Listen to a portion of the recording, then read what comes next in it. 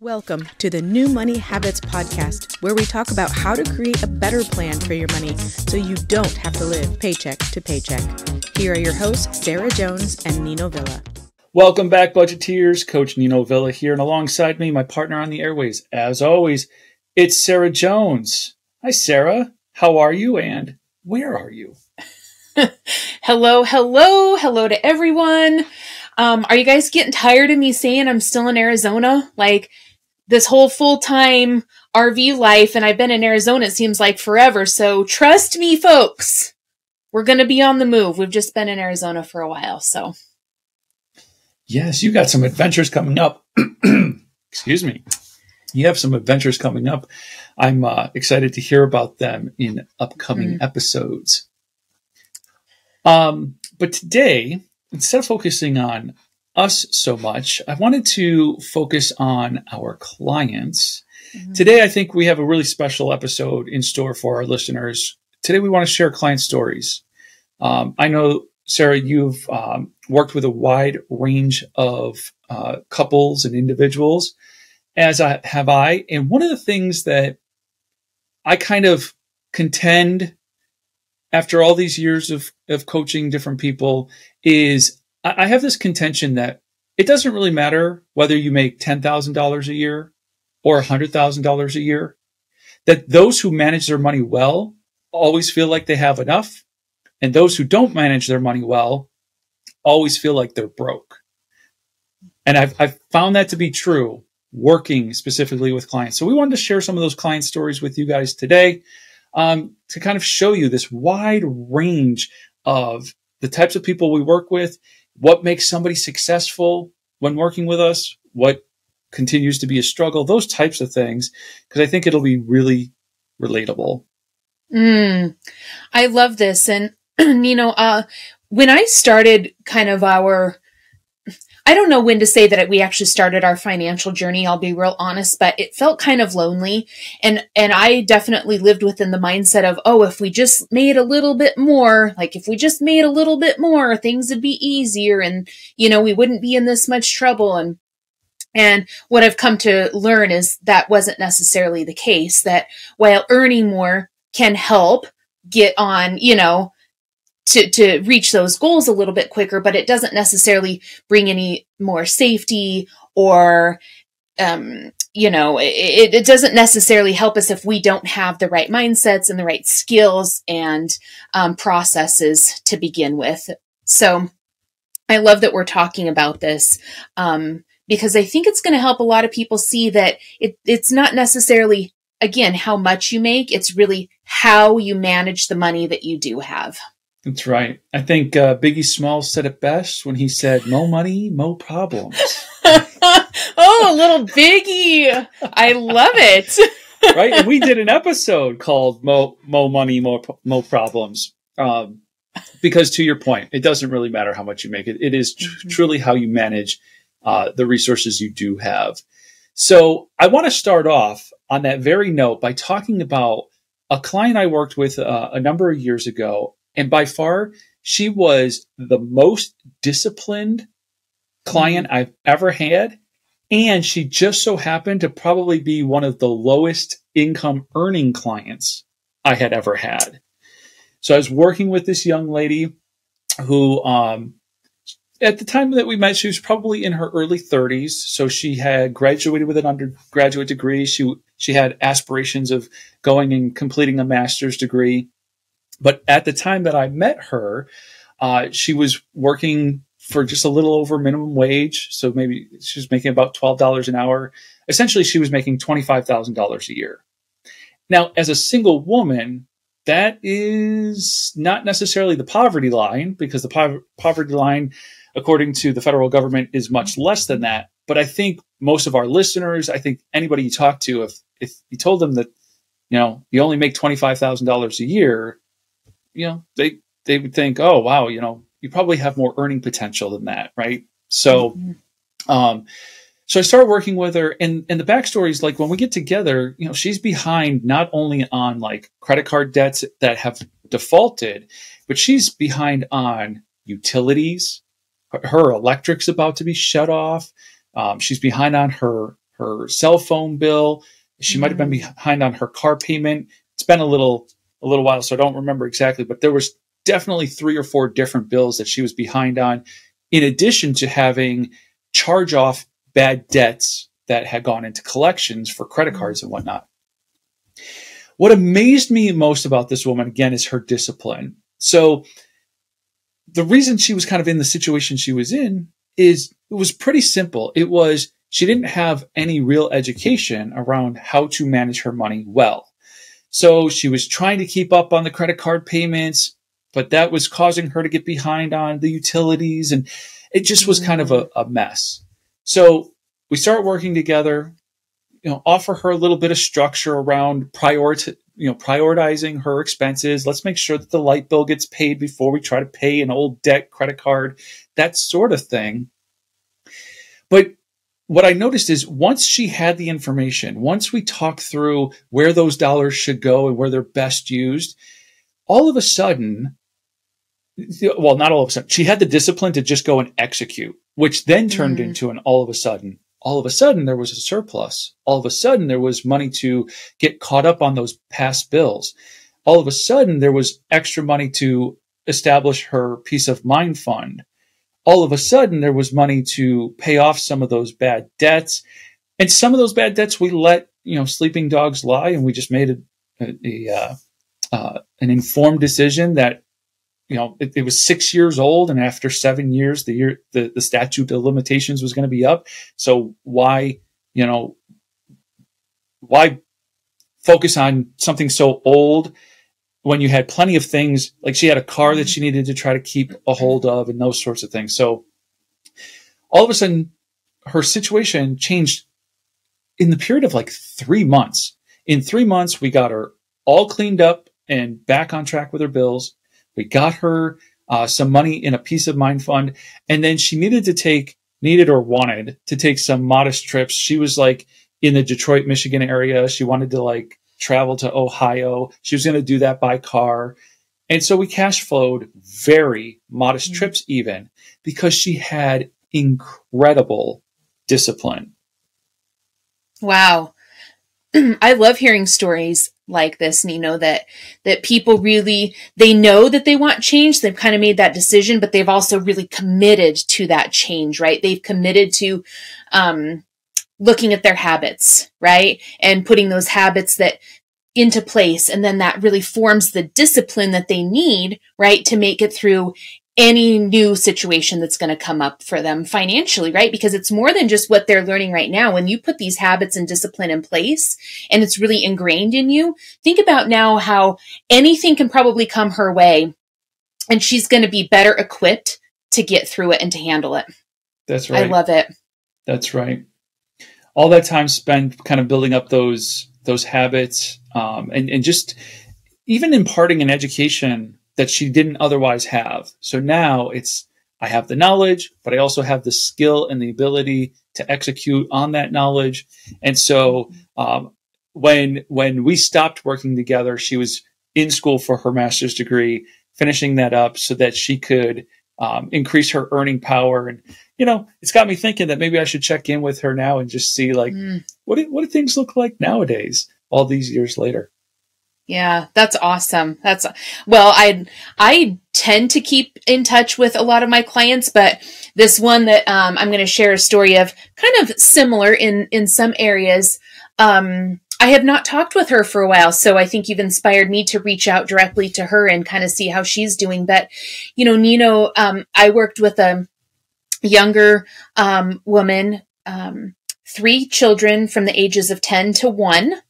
And was in a relationship that wasn't really good, right? And so she was really kind of looking, they were not married, but knew that she wanted to move on.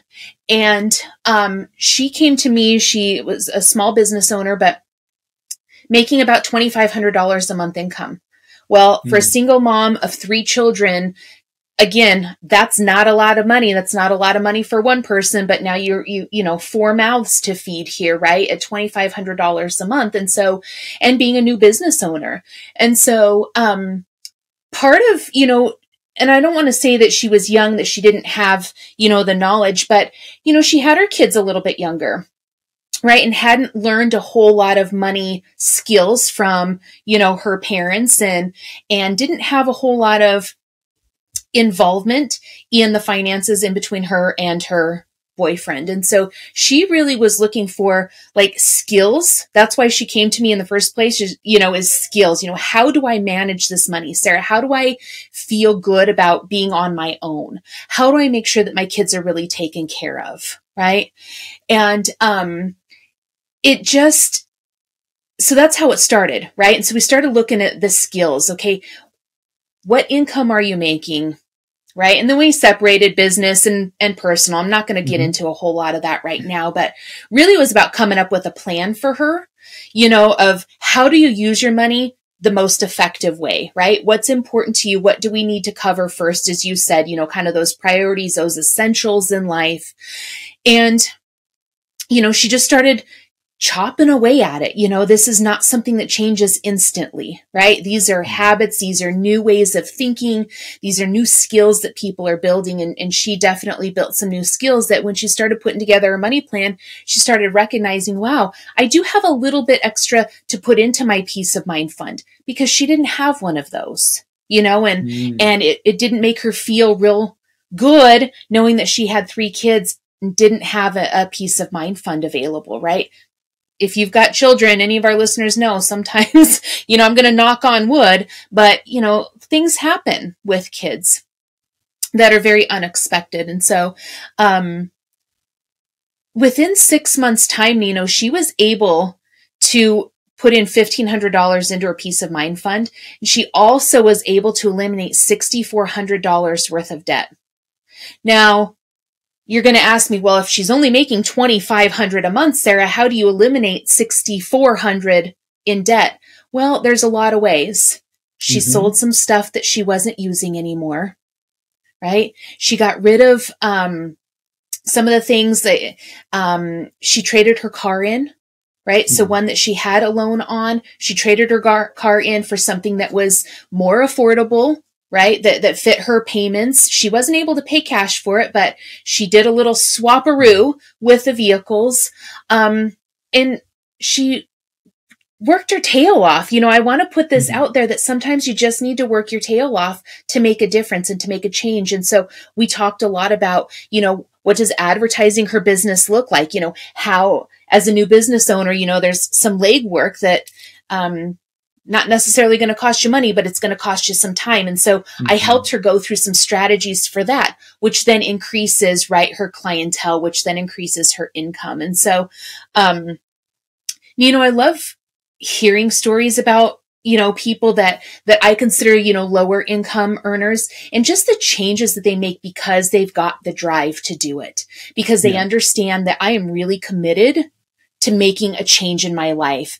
Whether you learned it from your parents, or you learned what in school, whatever it is, if it's not where you really want to be, you've got choices. There's education. There are ways to do things differently to get you to a spot that you want to be in. Yeah. Yeah. I've taken on 2 younger clients pretty recently.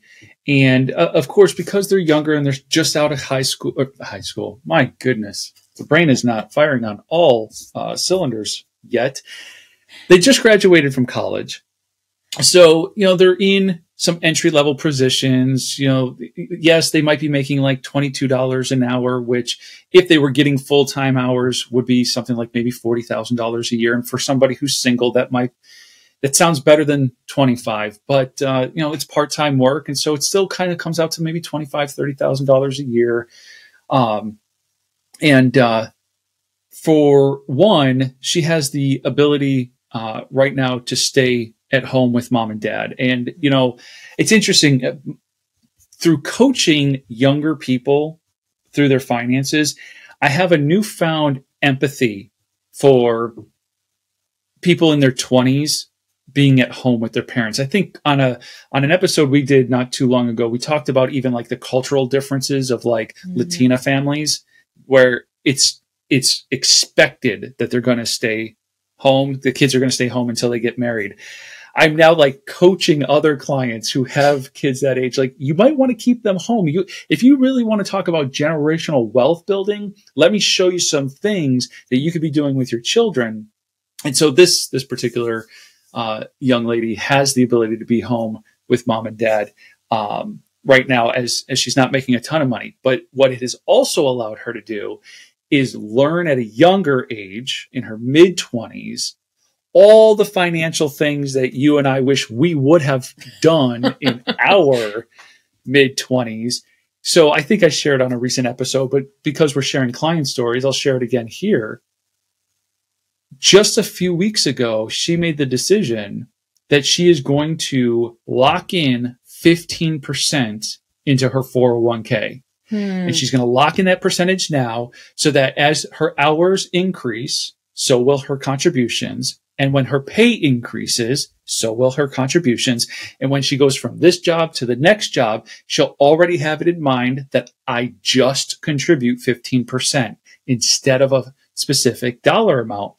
And so, I look at, again, the discipline and just the drive that you were talking about, that when younger people have an opportunity to kind of start making money for the first time, it might not be a lot, but if they can learn the right things early enough and kind of avoid some of the other traps, like buying a car that they can't really afford or don't necessarily need, or living on their own when they don't necessarily have to, or whatever the case may be.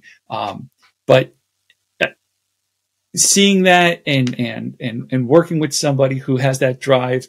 I just happen to work with a young man in the same age bracket with the same mindset. Like, his goal this year is, I want to fully fund my Roth IRA. Like, that's his financial goal. And we're going to make that happen as he takes care of other responsibilities. But get them while they're young, get them while they're not making a ton of money, so that when they are making more money, they already have that knowledge and those habits established, that they can, apply them to whatever their income is.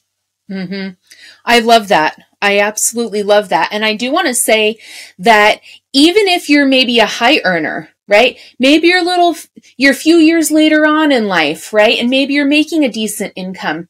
It is not too late either, right? Because we can learn new things at any age. I am in my early to mid 40s. I'm going to actually say that out into the world. A lot of people don't. But I'm going to not early to mid. I'll just say early to mid. But it's never too late to learn new things, right? And to learn new skills with your money and to work on that.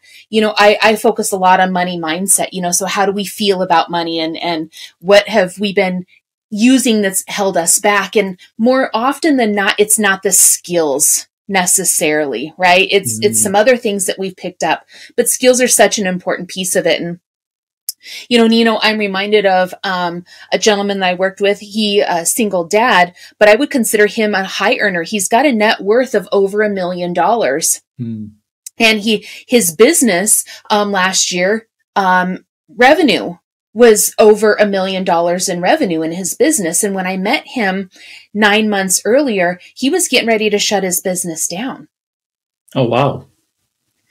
So wasn't making money, right? Or he wasn't making money. And as a business owner, the business has to make money not only for the business, but also for our personal lives as well. Many of us rely on our business income, to support us in our personal finance. And he was just so frustrated, had this business for many years. And just like, I don't know what's going on, Sarah. I can't, things are not going well. Well, Nino, part of it was a mindset. He had gotten himself so burnt out because what was happening is he didn't have his pricing right. And I won't go into a ton of details, but he didn't have his pricing right. And he didn't have some of the mechanics of his business figured out. That, it was very overwhelming because the business was not thriving, which then meant his personal life was not thriving either. And he didn't feel like he could really do the things that he wanted to do, like contribute to his retirement. As a business owner, we don't have an employer, matching 401ks, right? And so I call in some more discipline in this area as a business owner to be thinking about these things and to be contributing to these other areas as well. And he just wasn't able to, or didn't feel like he was able to. And, you know, his kids were really heavily on his mind, you know, when getting ready to be 16 and a new driver. And, you know, so we just worked through a lot of the mechanics stuff, but really about digging deep to figure out, okay, what's really holding you back? What's going on? And again, it was that burnout, you know, from working so hard in a business that wasn't actually profitable. And so what I love about this story is that he was getting ready to shut down a business. And within 9 months, we were able to turn that around, not only for the business, but for him. And he ended up working less hours, more time with his kids, right? Made some tough decisions along the way, right?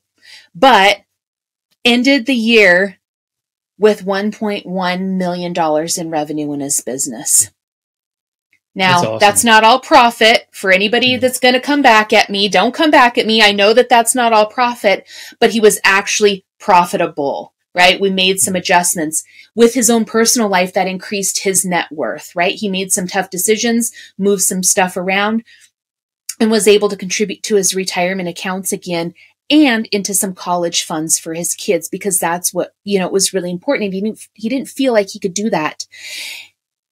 Guys, this is I would consider again a high earner, right? Yeah. Here's your everyday millionaire, still looking for some guidance and feeling like he wasn't able to do the things that he wanted to do. So, Nino, to your point in the beginning, it doesn't matter if you make $10,000 a year or $1 million a year, right? That there are some points here we all can use, and it's okay to ask for the guidance. It's okay to reach out and ask for the help, no matter where you're at in your money journey. Yeah, I have a special place in my heart for small business owners. You know, being that I own a small business with a couple of partners, I have a special place in my heart for them. You know, whether it's a real estate agent, whether it's a independent contractor. I was working with a gentleman and his family in South Florida. He owned his own little construction company. And when I met with him, the story was I just siphoned from the business when I need to pay personal bills. Right. And so I have a special place in my heart for small business owners, because so often at first everything's so commingled, right? Like the money that's coming into the business and the money that's being used to pay personal expenses and all that stuff. And so we spent some time just kind of cleaning that up a bit and getting things separated and establishing some boundaries, because so often I feel like small business owners don't understand that, they too can have a consistent and predictable income, just like a W-2 employee who works for a big corporation. It takes a little bit of, stepping back and seeing the big picture to kind of see it, but oftentimes. And so we worked on, the business has its business revenue, its income. The business has its expenses. And one of its biggest expenses is your salary, right? We got to pay you some money out of this business, because the business was making plenty of money to pay him. It was inconsistent because it's contract work, right? So, for a few months, it's, lots of money coming in. Then there might be a month or two where there isn't any work or whatever the case may be. So it's all like, well, the business brought in enough for me to take 25 grand out of it this month. Okay, but do you need 25 grand this month? Or can we look at, let's set your business up in a way that $25,000 is retained earnings and it pays you consistently every month enough to cover your personal expenses. So we took some time, really just kind of separating those things out, establishing that consistent and predictable income, and getting to a point where he could just say, oh, okay, like I'm paying myself, let's say $5,000 a month. So $5,000 a month is my monthly income from that business. My wife is also working, so her income is what it is. And together, these two incomes take care of our personal expenses. And so, together they were pulling in almost $10,000 a month. Again, I call that a high income earner. That's over $100,000 a year. But there was a lot of chaos at first, and we worked through that chaos, and we were able to smooth it out. And all of a sudden, a small business owner who has feast and famine months had a really consistent and predictable income throughout the year. Mm-hmm. I love that. And I want to kind of highlight the word chaos there for a second, because, I know you experience this with a lot of your clients, when they first come to you, but I have as well. And I think that that's a good word to describe how so many people feel. Finances feel very chaotic, right? Like, what do I do? How do I do this? When is my money really coming in? When are my bills due? I've got so much more. And it feels like I think that chaos leads to then overwhelm. And I just love, Nino, that we're able to help clients work through that stuff, right? Mm-hmm. And doesn't take away everything, but it greatly reduces it, right? And when I can say in probably any area of my life that once I reduce the stress in that certain area, I'm able to see things a little bit differently. I'm not focused on just the negative. I'm not focused on just the stressful situation. I can really take a look and say, okay, how am I going to handle this now? Right. And you look at it a little bit more rationally. And so, I just wanted to pull out the word chaos for a second, because boy, I've lived in a very chaotic financial time, in different seasons for many years. And to have that chaos gone, gosh darn, does it feel good. Yeah.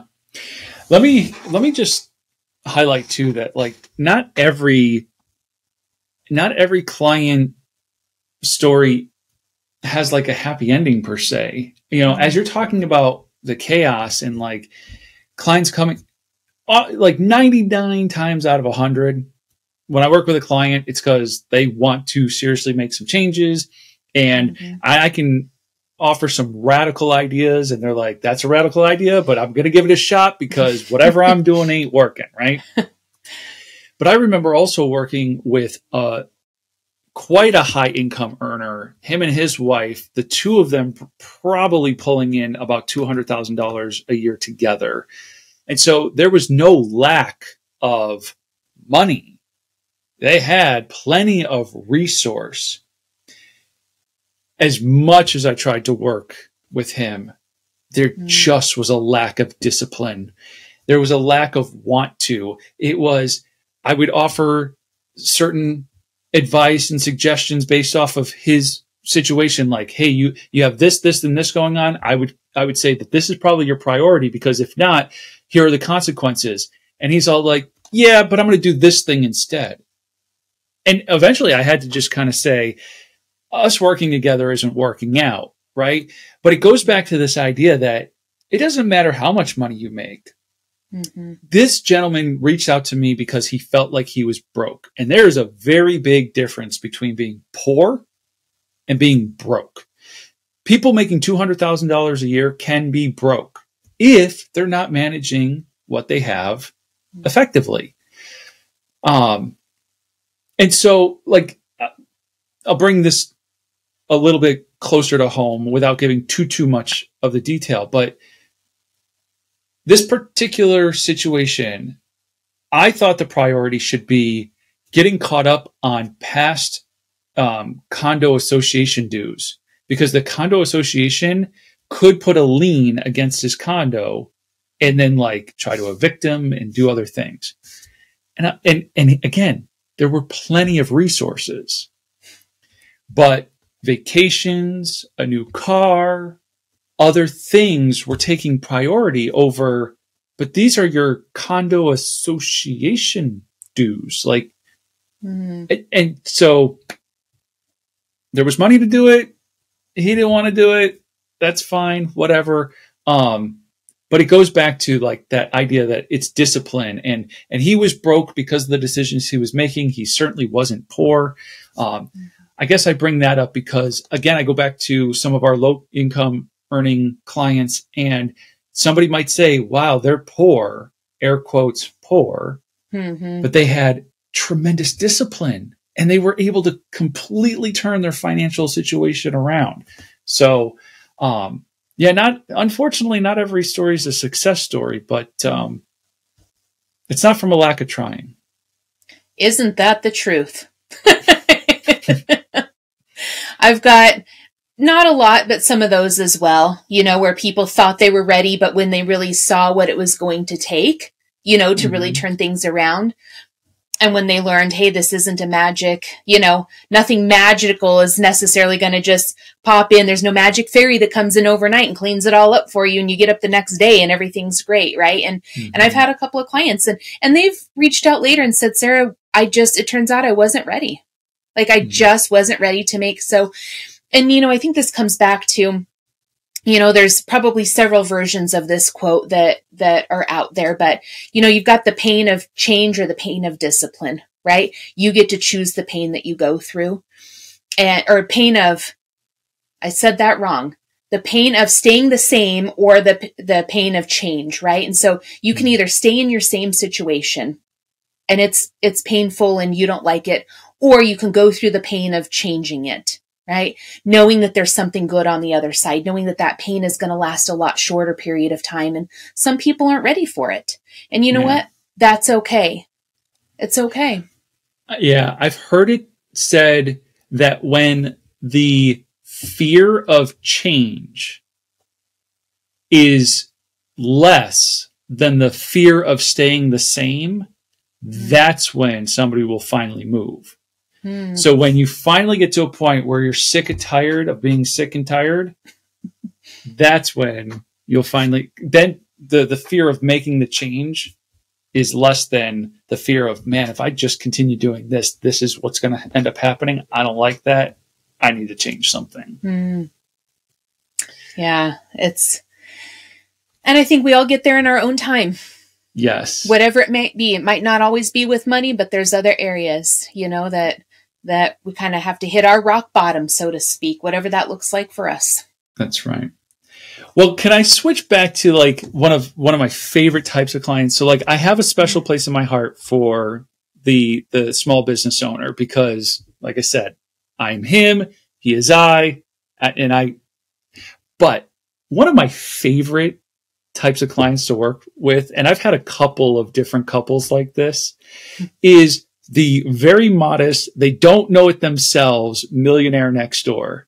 These are some of my favorite. These are people who have done well for themselves, but they don't even really necessarily realize it until you point it out to them. So there's a couple I work with, and they're both high income earners. So together they're pulling somewhere between $150,000 and $200,000 a year. So, okay, you got a good income, but just because you're a high income earner doesn't necessarily mean that you have other assets or resources or anything. And so it certainly doesn't make you a millionaire. What makes you a millionaire is net worth, the total of all of my assets minus the total of all of my liabilities gets me my net worth, right? So I have this couple, they are so modest. And I'm like, I have to remind them. I'm like, you guys realize you're millionaires, right? And they're like, no. And I'm like, well, when you take your assets, like a house, let's say, that's valued at 1.1 million, but you owe $400,000 on it. Okay, that's, help me do my math real quick. That's little over 600,000. Right? 500,000, right? No, you're right. Sorry. It's like the finance guy. Maybe my math is wrong. The finance guy who can do math in his head really quickly. Anyway, actually, yes. So 11 minus 4 would be 7, right? 1.1, 11 minus 4. All right. So $700,000. When you have another $600,000+ in one 401k and $300,000 in another 401k, So now you take the 7 and you add the 6 and you add the 3 and you get yourself to 16 or 1.6. I'm like, see, you got like your assets minus your liability, the one liability, their mortgage. You have a net worth of over $1 million. And they're like, no. And I'm like, I'm showing you the math. I might not be able to do the math in my head, but I can definitely do it in an Excel spreadsheet and it's right. I'm like, I'm showing you. And it's so fun because I guess the reason why I like it so much or like why it makes me smile is here are people who just kind of had done some things right. When we first met, it wasn't that their life was a complete mess, but at the time they felt like they were carrying way too much consumer debt. They had the mortgage on the house and they felt broke. They felt like the other guy who was him and his wife were making, they felt like they were broke. And it's just because they didn't have a plan. And as we established a plan and as we allocated funds properly, this was a couple that if I said, hey, I think the priority's over here, they're like, yeah, we agree. The priority's over there. Let's do that. And so they executed against that priority. And they were able to clean up a lot of just little messes. They had like little messes all about and they cleaned them up and we got everything in line. And now they're the millionaire. They are literally the millionaire next door. They are people who live in a house that they originally purchased for something like $400,000. They still owe $400,000 because refinancing and taking money out or whatever. But that's not the point. The point is the property is now worth 1.1. They owe 4 because they live well under their means. They live very close to work so that they can commute without a vehicle if they want to, ride a bike, take a walk, do whatever. It's just fun. It's just fun to see people clean up those little messes, get everything in order, announce to them that they're millionaires, and they're like, no, we're not. And I'm like, yeah, you are. Right. I love it. There's so many good stories that even if it doesn't fully resonate, for any of the listeners out there, there's bits and pieces of every one of these stories that you could really pull out and use in your own life, right? And say, you know what, that actually sounds a little bit like me, or boy, I wonder what is my net worth, or what is my business actually making, or how, there's bits and pieces of all of these stories that I think that we can pull out and apply to our own lives and start to ask questions, right? And I think that that's powerful when we start to ask questions of our own life and say, what do I really want to be different, right? Kind of been doing this, kind of been stuck in my ways for a while, but listening to these other stories, I hope that listeners are really able to pull out some things and start to say, you know what? Maybe I can do something different. Maybe I thought I couldn't because I don't make enough, or maybe. And actually, I'd like to share a quick story, if I may, because I think it might resonate with some more people. Because these are kind of, and I'm going to use the air quotes, the middle of the road people, right? I worked with a couple, family of 6. So when I met them, they had 4 kids under the age of 6. Oh, wow. 4 children under the age of 6. Like, can I just say, I don't know what that's like. I wouldn't want to, if you do it, my head, you're amazing. You're amazing. Anybody that could do that, I'm just going to say. But they were overdrafting a lot in their account almost every month. Lots of medical expenses, which really, that's not really any fault of their own. Medical expenses happen, especially with children, right? And Nino, we've done an episode on medical expenses. If anybody's listening, go back and listen to that. You'll hear how we feel about that. But so this wasn't necessarily anything that they did, poor choice wise. It's just medical expenses really added up. They did have a lot of other consumer debt. Things kind of just started to pile on, and then they started overdrafting in their account. And it felt like this cycle. They didn't know how to get out of that overdraft cycle and how to really make a change. And I will tell you, in 13 months, they made about $5,000 a month. In 13 months, they got rid of $158,768 worth of debt. Wow. Almost $159,000 worth of debt in 13 months. Wow. Absolutely incredible. It was incredible to witness. It was incredible to be a part of that journey and that story for them. And there's so much more that happened after that. But in that time, we're talking medical debt. We're talking vehicle debt. We're talking some credit cards.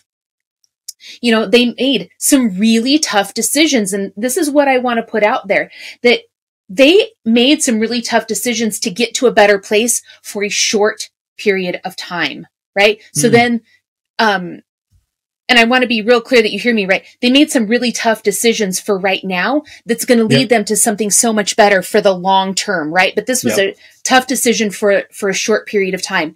They got rid of, they had a camper, you know, a fifth wheel. They got rid of it. They decided, you know what? We like it. We love to take our trips, but that's not as important to us right now. It's winter time. We're not using it in winter time.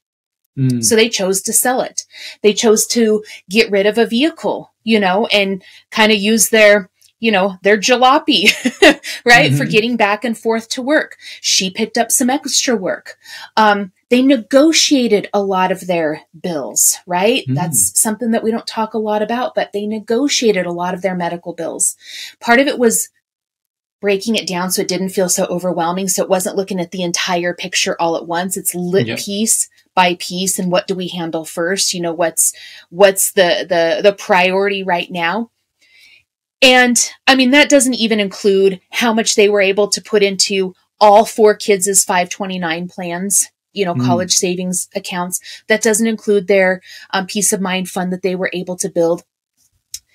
You know, I had talked to them about 5 months after that. So after 18 months, you know, just a year and a half, they were able to pay over $50,000 for a new pickup because they had saved.